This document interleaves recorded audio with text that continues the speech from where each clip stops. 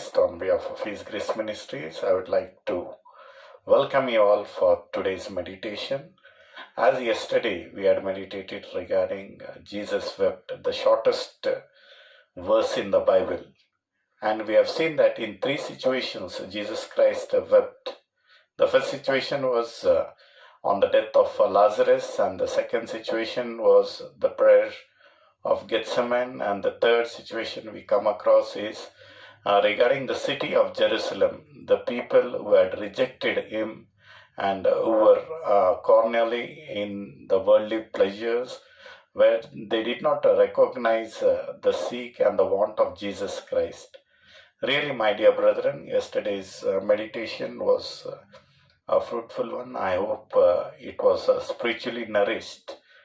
But the question what we had yesterday was, why did Jesus Christ weep? And we have seen that Jesus Christ is continuously weeping for us so that we grow spiritually. We grow spiritually because He had come to this world and He sacrificed Himself for our iniquities and our sins. And He has paid for our sins and set us free from the bondages of sin, because the wages of sin is death, my dear brethren. Today, in spite of Calvary, Jesus Christ uttered a word that is in the book of Luke 23rd chapter 28th verse. When we come across, it says that Jesus turned and said to them, "Daughters of Jerusalem, do not weep for me, weep for yourself and for your children." Today, as we meditate, it's about the weeping where the torture and the painful situation when the daughters and women of Jerusalem saw, they were weeping for Jesus Christ. But Jesus Christ turned to them and He said, "Daughters of Jerusalem, please don't weep for me, weep for yourself and for your children." Today, when we come across the society where we are living, when we come and if we talk to any of our parent or the guardians, the biggest thought in their minds would be the future of their children and how spiritually they are growing. Whenever we seek for any prayer point, if we ask any of our elders or the parents what would be the prayer point to what we want to pray about, the first thing what they would be saying would be, please pray for our children. Please pray for their salvation. Please pray for their future.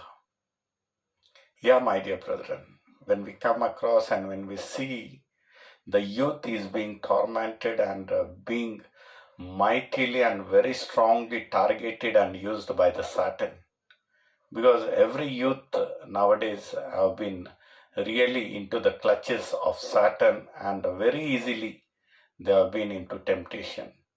Even the teenager, even the school-going kids nowadays, they have been so attached to these worldly pleasures and all sorts of notorious habits what they have. It's really a challenge to the parents. They feel so threatened about the future of the child. They always seek for prayers for their kids. They say, "Brother, please pray for our children." They have been into the worldly pleasures, the habits, all sorts of carnal and the worldly pleasures, and they have been so addicted to many of the bad habits. Really, it's a threat for the future of the children. Here, seeking this, Jesus Christ, 2000 years before, He said to the daughters of Jerusalem, "Daughters of Jerusalem, please don't weep for my sake, because I had been on a mission. I had come to this world to save the sinners and give my life for the sinners, and I'm religiously doing it. But you have to pray for yourself. You have to weep for yourself, your spiritual growth, and your children." Such a in-depth meaning what Jesus Christ says here. when he said at that particular context or the situation, the women of Jerusalem would be blank. They would be thinking that it's the place and the situation where Jesus Christ is being in a painful situation, and we are weeping for